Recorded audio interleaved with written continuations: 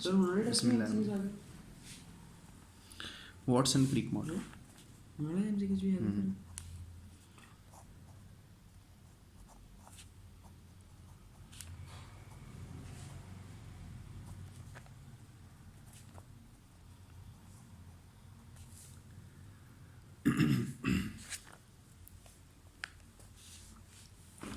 अच्छा, ये दो यंग रिसर्चर थे, ये ना बात है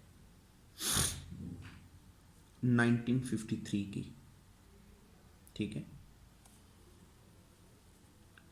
तो सबसे पहले अगर आप इसकी बैक हिस्ट्री पे चले जाओ तो एक लड़की थी म्यूरिक, पहले एक पर्सन है म्यूरिक विल्कन, और सेकंड में उसके साथ ही रोजलिन फ्रैंकलिन। पहला पर्सन म्यूरिक विल्कन, म्यूरिक विल्कन, और सेकंड पर्सन है और रोजलिन फ्रैंकलिन, ठीक है। इन्होंने एक्स रे डिफ्रैक्शन, एक टेक्निक है जिस टेक्निक के ज़रिए से क्या किया जाता है, एक्स रेज को बम्बार्ड करवाते हैं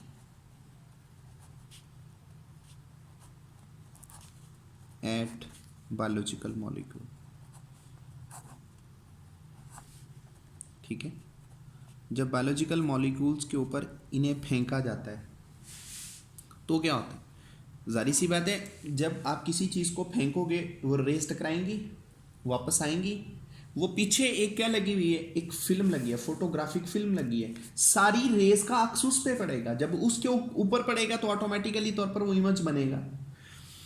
इन्होंने जब उसके ऊपर ये काम किया, इस लड़की ने काम किया, तो इन्होंने देखा कि बेसिकली तौर पर वो जो डीएनए है, बायोलॉजिकली मॉलिक्यूल्स में इन्होंने डीएनए के ऊपर एक्सपेरिमेंट करे, तो इन्होंने कहा कि डीएनए बेसिकली क्या बनता है, एक डबल हेलिकल शेप में होता है,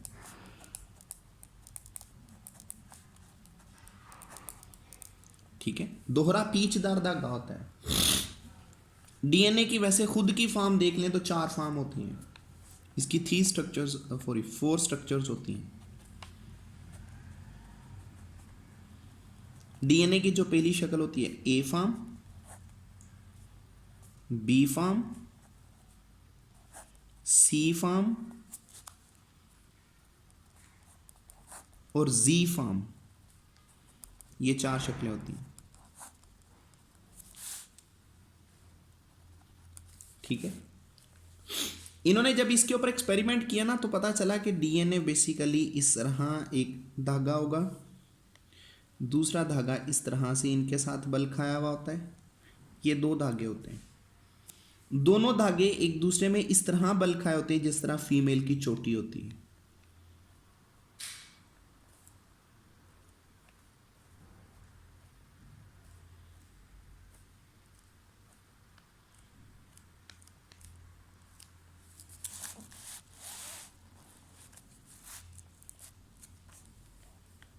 ठीक है।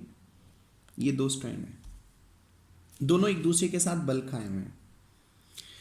अब 2 स्ट्रैंड ऑपोजिट रन करते हैं, एक 5 डायरेक्शन टू 3 डायरेक्शन होता है और एक 3 डायरेक्शन टू 5 डायरेक्शन होता है, दोनों धागे ऑपोजिट रन कर रहे हैं।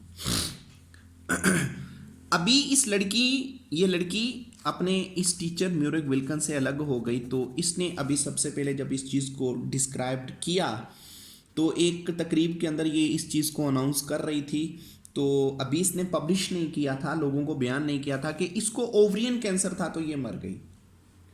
फिर 2 यंग रिसर्चर थे, किसी ने किसी का मॉडल नहीं चुराया, ना ही कोई इस तरह की कोई बातचीत हुई है, ठीक है। फिर 2 यहाँ पर यंग रिसर्चर थे, एक का नाम था James D Watson, James D Watson, और दूसरे का नाम है फ्रांसिस क्रिक।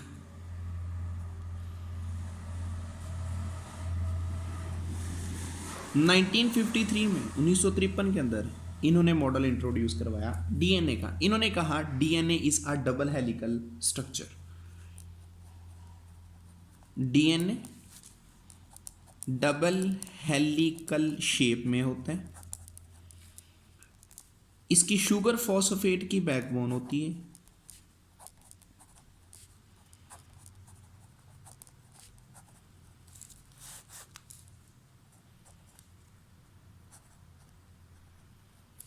तीसरी चीज इसके मिडल में जो दरमियान वाला पोर्शन होता है, मिडल एरिया जो सा होता है, middle area consisted stairs called nitrogenous bases.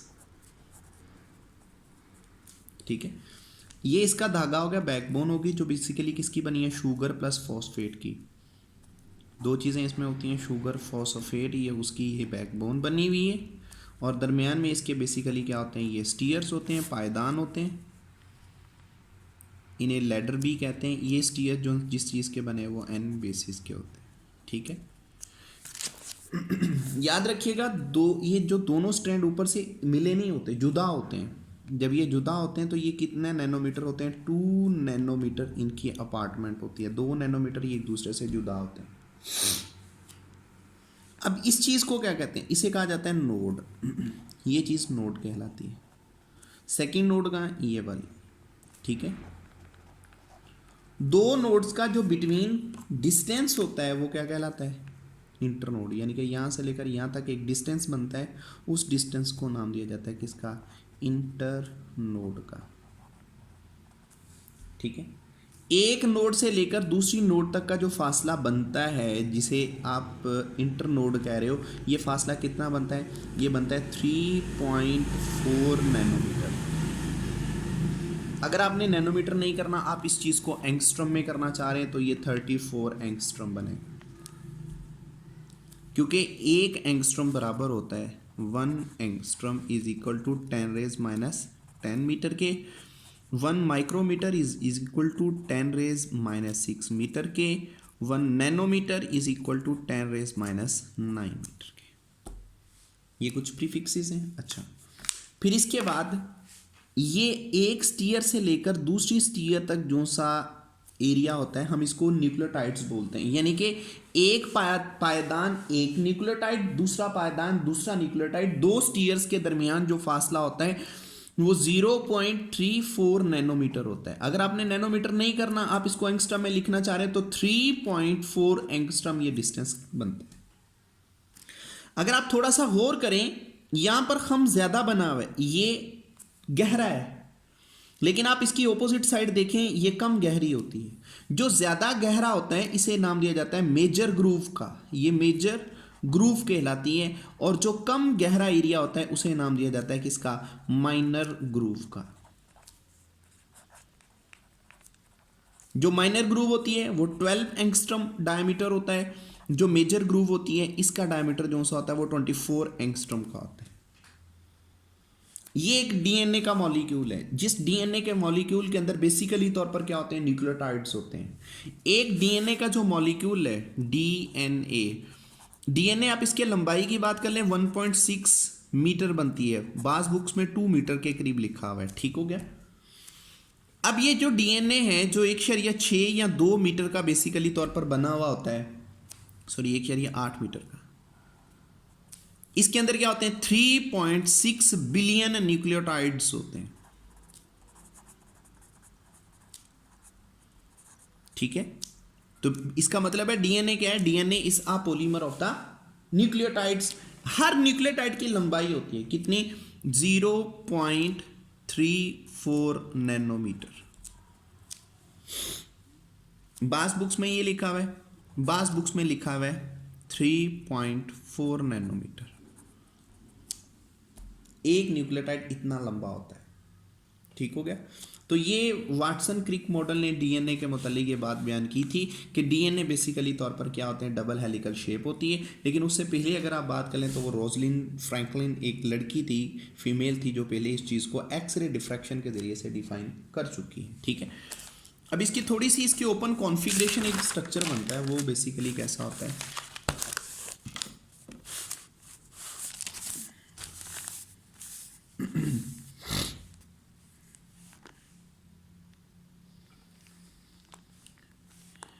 Two strands होते हैं डीएनए के पास,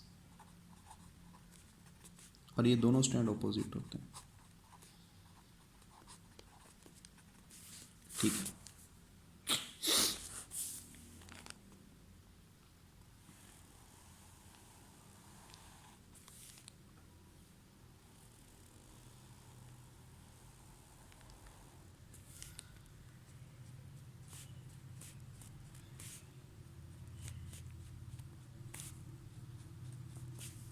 आप ऐसा करें, इसको बड़ा कर लें। अनाटमिकली आप देखेंगे, चलें सपोज दैट